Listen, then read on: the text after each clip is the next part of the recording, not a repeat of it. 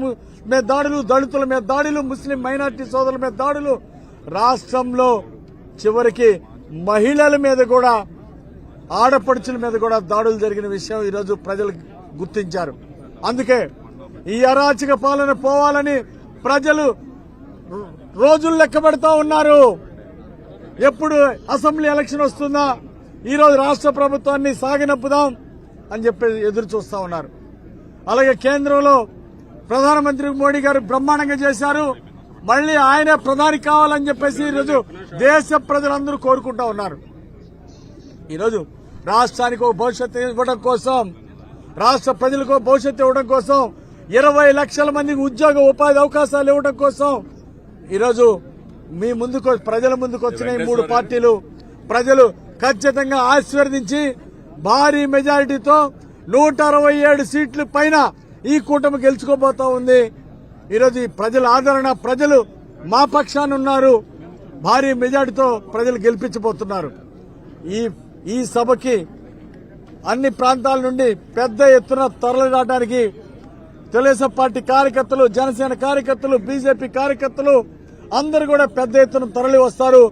ఈ సభని విజయవంతం చేయబోతా ఉన్నారు.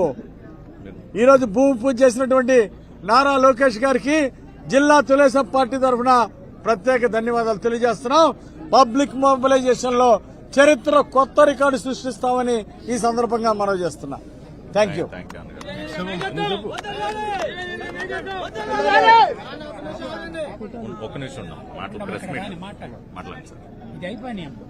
అందరికీ నమస్కారం.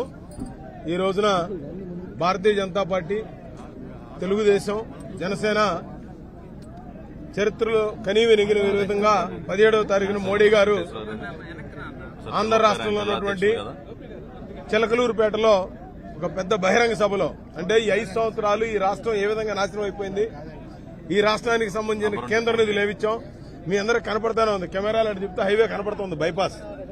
ఇన్ని సంవత్సరాల నుంచి వెళ్ళింది. ఈ రోజు నితిన్ గడ్కరీ గారు ఆ బైపాస్ చేశారు. ఇలాంటి బైపాస్లు చేయడానికి ఎన్నో డబ్బులు శాంక్షన్ చేసినా కూడా ఈ రాష్ట్ర ప్రభుత్వం ల్యాండ్ కూడా ఇవ్వలేనటువంటి పరిస్థితి. 8 లక్షల కోట్ల రూపాయలు అప్పులు చేసినటువంటి ప్రభుత్వాన్ని గద్దెదించడానికి మోడీ గారు ఒకే ఒక పాయింట్ చెప్పారు. బీజేపీ ఎప్పుడు కూడా రాజనీతిని రాజకీయం కోసం చేయదు. రాజనీతి ఎప్పుడు కూడా దేశ అభివృద్ధి కోసం, దేశ సంక్షేమం కోసం చేస్తుంది. అందుకే ఈ రోజుని ఎన్డీఏ కూటమిని ఏర్పాటు చేయడం జరిగింది. అందుకే దేశం అభివృద్ధితో పాటు ఈ రాష్ట్ర అభివృద్ధిని కూడా ముందుకు తీసుకువెళ్లాలనేదే మోడీ గారి ఉద్దేశం. అందుకనే నేను ఈ రోజున అందరికీ మనవి చేస్తా ఉన్నాను. రేపు 24లో మీరు రేపు భూమి దద్దరలే విధంగా ఈ ప్రభంజనాన్ని చూసి వైసీపీ పార్టీకి నామినేషన్లు వేసేవాళ్లు కూడా దొరకనని నేను భావిస్తా ఉన్నా. మీరు తర్వాత ఇదే మీరు చూడండి 18వ తారీఖున పత్రికా విలేకరులు. ఎందుకంటే వారికి ఈ రోజునే భయపడిపోయి ఏది పడితే అది మాట్లాడటం, ఏది పడితే అది చేయటం, గ్రాఫిక్స్ లో జీవిస్తా ఉన్నారు. చివరికి వాళ్ళు సిద్దమని చెప్పి మొన్న మీటింగ్ పెట్టిన తర్వాత ఇంటికి వెళ్ళడానికి సిద్దంగా ఉన్నారు. ఆల్రెడీ వాళ్ళ కేడర్ గాని, నాయకులు గాని ఇప్పటికి ఒక 20 లిస్టులు మార్చేసి వాళ్ళు ఇవాళ ఎటువంటి మనోస్థైర్యం లేనటువంటి పరిస్థితులు ఇవాళ వైసీపీ ఉంది. అందుకనే రేపు 17వ తారీఖున ఏదైతే మన సభ ఉందో, ప్రధాని మోడీ గారు, అదేవిధంగా చంద్రబాబు నాయుడు గారు, అదేవిధంగా జనసేన అధ్యక్షులు పవన్ కళ్యాణ్ గారు, పురంధేశ్వర్ గారు, నారా లోకేష్ గారు, వీరందరూ కూడా మరి ఈ 3 పార్టీల యొక్క కలయిక త్రిమూర్తులు ఏ విధంగా కలిసి పనిచేస్తారో ఆ విధంగా ఈ యొక్క సభని మనం ఈ క్యాడర్ అంతా కూడా కలిసి జనాన్ని మొబిలైజ్ చేసి లక్షలాది మందిగా వచ్చి ఈ సభతోనే రిజల్ట్ వచ్చే విధంగా 2024, 2014లో ఏ విధంగా ఈ 3 పార్టీలు ఒక మంచి రిజల్ట్ తీసుకొచ్చినాయో అదే విధంగా ఇప్పుడు కూడా రిజల్ట్ వస్తుందని భావిస్తూ నాకు ఈ అవకాశం ధన్యవాదాలు తెలుపుకుంటూ, ముఖ్యంగా ఈ రోజున భూమి పూజ ఒక మంచి వాతావరణంలో జరిగింది. తప్పకుండా సక్సెస్ అవుతుందని భావిస్తూ నేను సెలవు తీసుకుంటాను.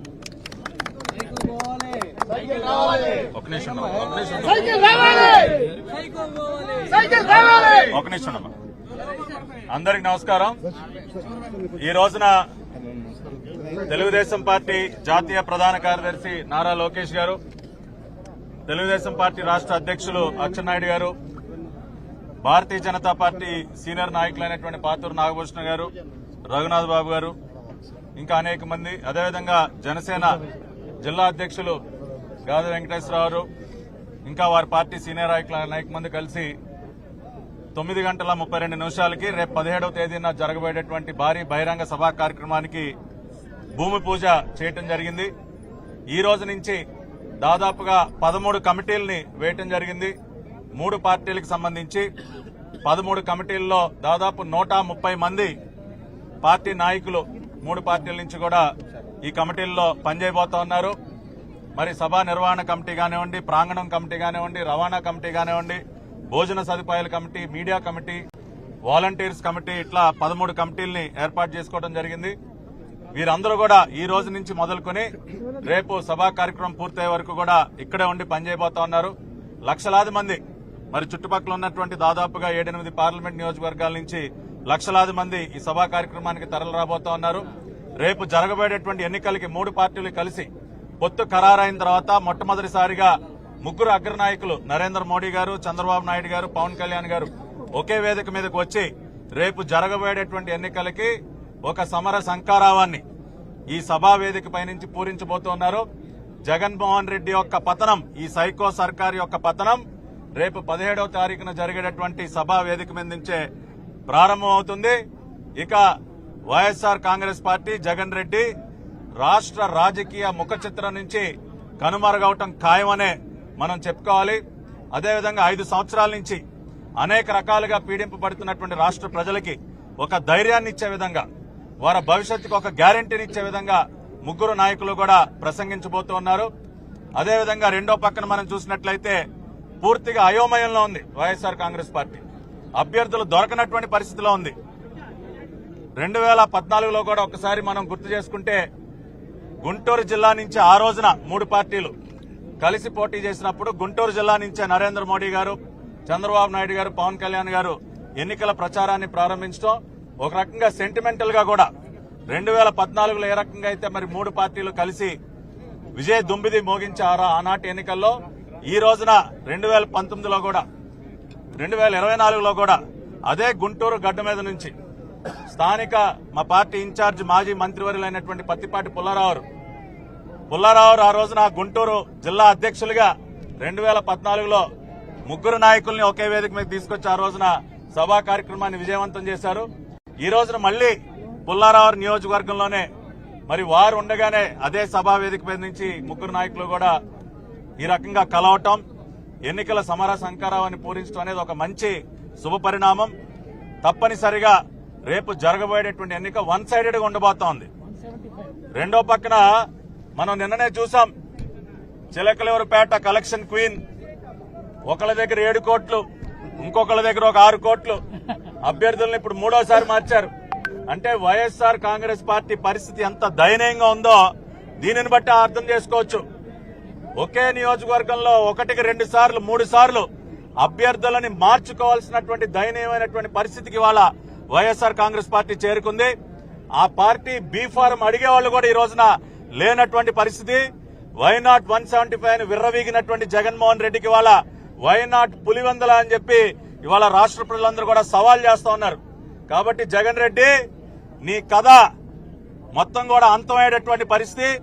5 సంవత్సరాలుగా ఒక సైకోలాగా తయారై ఏ రకంగా రాష్ట్ర ప్రజలు అనేక ఇబ్బందులు పాలు చేశావో, ఇవాళ వాళ్లకి మన భారత రాజ్యాంగం అందించినటువంటి అతి పవర్ఫుల్ బటన్, నీలాగా ఉత్తుత్తి బటన్ కాదది, భారత రాజ్యాంగం కల్పించినటువంటి అత్యంత పొదునైనటువంటి పవర్ఫుల్ బటన్ ని రాష్ట్ర ప్రజలు నొక్కబోతా ఉన్నారు.